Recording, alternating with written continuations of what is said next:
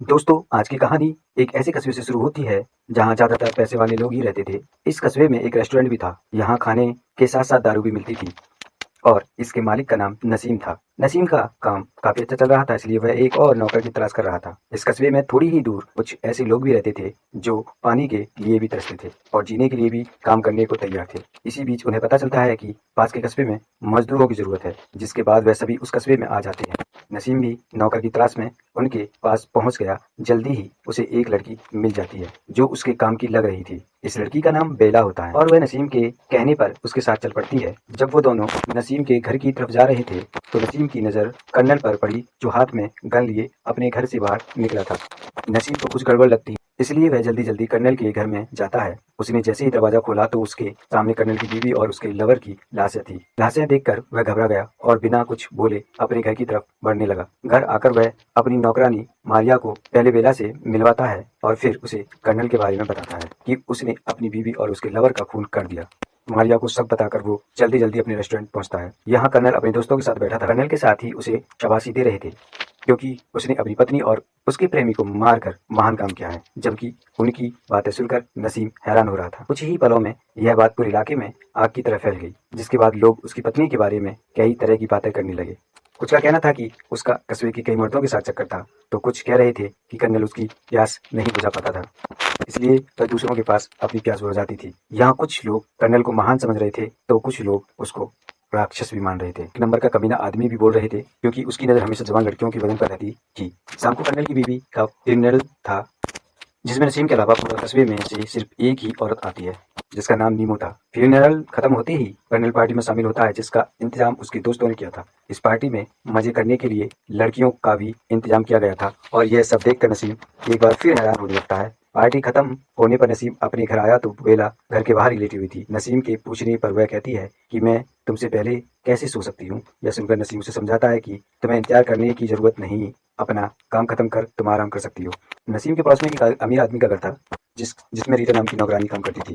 घर के कामों के साथ साथ वह आते जाते लोगों को लुभाने का काम भी करती थी। उधर रेस्टोरेंट में नसीम बेला के बनाए घोड़े अपने ग्राहकों में बांटता और इसी बीच सबकी नजर कर्नल पर पड़ती, जो अपनी बीवी और उसके प्रेमी की लाशों को दफनाने जा रहा था। अब सबका कहना है कि दोनों का प्यार सच्चा था, तभी तो मरने के बाद भी दोनों साथ में रहेंगे। नसीम ने अभी तक शादी नहीं की थी और वह सबको बताता है कि अगर शादी के बाद मेरी बीवी ने ऐसा किया होता तो मैं उसके टुकड़े टुकड़े कर देता, क्योंकि जिस गाँव से मैं आया हूँ वहाँ धोखा देने की सजा भी यही होती है। बेला के बनाए पकौड़े सबको बेहद पसंद आते हैं, इसलिए नसीम खुश होकर बेला के लिए एक तोहफा लेकर आता है। काफी रात हो गई थी। वो जब बेला के पास आता है तो वह बिना कपड़ों के सो रही थी। नसीम खुद को संभाल कर एक तोहफा देता है, जिसे देखकर बेला बेहद खुश हो गई। जबकि बेला का नशीला बदन देखकर नसीम खुद को ज्यादा देर तक रोक नहीं और वो बेला को दबोच लेता है। बेला तो पहली नजर में ही नसीम को दिल दे बैठी थी, इसलिए वे भी उसका साथ देने में लग जाती है। बेला नसीम के साथ रिश्ता बनाकर खुश थी, इसलिए वह दिल से घर के सारे काम करने लगी, जबकि नसीम पूरा दिन बेला के ख्यालों में खोया रहता। ऐसे ही एक दिन वो बेला के ख्यालों में डूबा हुआ था और अचानक उसे किसी गड़बड़ का एहसास हुआ, क्योंकि रेस्टोरेंट में सन्नाटा छा गया था। लेकिन जब उसने हिम्मत करके बाहर देखा तो सामने बेला खड़ी थी और सभी लोग उसे ही देखकर चुप हुए थे, क्योंकि वे पहली बार सबके सामने आई थी।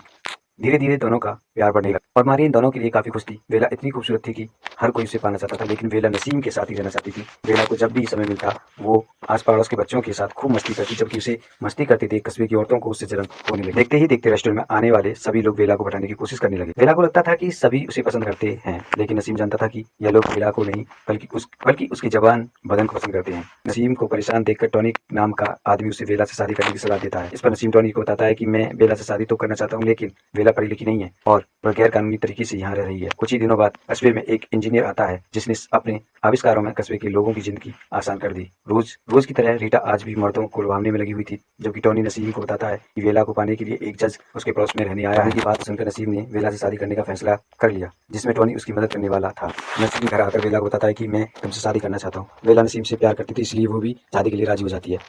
जल्दी ही दोनों की शादी हो गई। नसीम और बेला तो इस शादी से खुश थे, लेकिन मारिया उससे भी ज्यादा खुश। दिन भर काम करके जैसे ही नसीब घर पर आता तो बेला उसकी बंदूक को सहलाकर उसकी सारी थकान दूर कर देती थी। नसीम उसे अपने साथ हर जगह ले जाने लगा, लेकिन जल्दी ही वह समझ गया कि बेला अमीर लोगों का रहन सहन कभी नहीं अपना सकती। अब तो उसे बेला के अनपढ़ होने पर भी शर्म आने लगी थी। इसी बीच इंजीनियर को रीटा के मालिक की बेटी वीना से प्यार हो गया। दोनों जब भी मौका मिलता तो वही शुरू हो जाते, लेकिन जैसे ही इस बात का पता वीना के पिता को लगा तो उन्होंने इंजीनियर को वीना से दूर रहने की धमकी दे दी, जिसके बाद वह दोनों कस्बे से भाग गए और यह बात भी आग की तरह पूरे कस्बे में फैल गई। वीना के जाने से रीटा खुश थी, क्योंकि वो जेरी नाम के आदमी को पसंद करती थी, जबकि जेरी को बीना पसंद थी। और अब बीना को जाते ही जेरी के करीब आने लगी थी। उसने जेरी को एक खत लिखकर सब कुछ बता दिया और इस तरह इन दोनों का भी चक्कर शुरू हो गया। एक रात कस्बे के एक जाने माने आदमी को किसी ने गोली मार दी, जिसके बाद पूरा कस्बा हमलावर को ढूंढने लग गया और हमलावर बचता बचता नसीम के घर में घुस गया। नसीम इस वक्त नींद में था, लेकिन बेला ने कोई आड़ सुन ली। जब बेला देखने के लिए उठी तो हमलावर ने उसे पकड़ लिया, और जो उसी का दोस्त फैनी था। फैनी उसे बताता है कि मुझे टॉनी के पिता ने हमला करने को कहा था। इसके बाद फैनी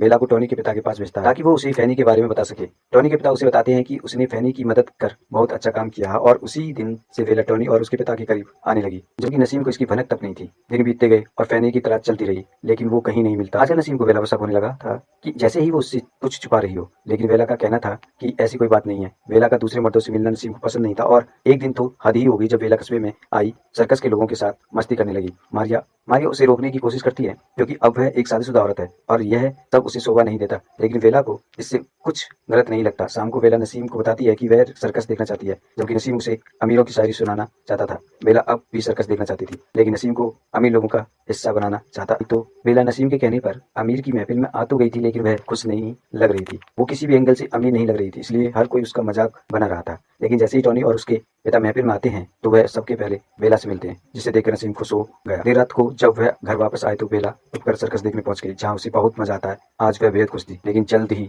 उसकी जिंदगी में तूफान आने वाला था। अगले दिन जब वह नसीम रेस्टोरेंट में गया तो उसका एक नौकर चोरी कर रहा था। नसीम उसे पीटने लगा और मार से बचने के लिए नौकर कहता है कि तुम्हें मुझ पर नहीं बल्कि अपनी बीवी पर ध्यान देना चाहिए, जो रोज तुम्हारी ही दोस्त टॉनी को अपना रस पिलाती है। उसकी बात सुनकर वो जल्दी जल्दी अपने घर पहुंचता है। यहाँ सच में बेला टॉनी के साथ थी। टॉनी उससे माफी मांगता है, लेकिन नसीम उसकी पिटाई कर वहां से भगा देता है और उसने बेला को अपने घर से जाने को कह दिया। हर बार की तरह यह बात भी सबको पता चल गई।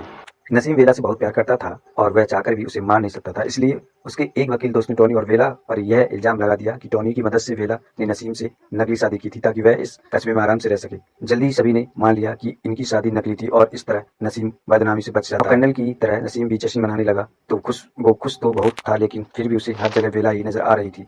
खुश होते हुए भी वह उदास रहने लगा। उसे लगता था कि बेला कस्बा छोड़कर उससे दूर चली गई है, जबकि बेला तो उसके पास थी और वह चुप चुप कर उसे देखती रहती थी। बेला को अपनी हरकत पर पछतावा तो बहुत था, लेकिन अब वह चाहकर भी कुछ कर नहीं सकती थी। यहाँ एक तरफ नसीम का रिश्ता टूटा था तो दूसरी तरफ जेरी और रीटा का रिश्ता आगे बढ़ रहा था। एक दिन अचानक टॉनी के पिता की मौत हो गई और उसके फ्यूनरल पर नसीम की नजर बेला पर पड़ती है। टॉनी के पिता की मौत के बाद कस्बे में जश्न मनाया गया, क्योंकि वह इस कस्बे का मेयर था। शख्स थे, जब भी कोई उस साले के खिलाफ आवाज उठाता वह साला उसे मरवा देता, इसलिए लोग उसके मरने पर बेहद खुश थे। रात जब नसीम अपने घर आया तो उसने बेला को देख लिया, जो चुपकर उसे ही देख रही थी। कहानी के आखिर में उसने बेला को माफ कर अपना लिया, क्योंकि वह समझ गया था कि वह दोनों एक दूसरे के बिना नहीं रह सकते। और इसी के साथ ये कहानी का अंत हो जाता है।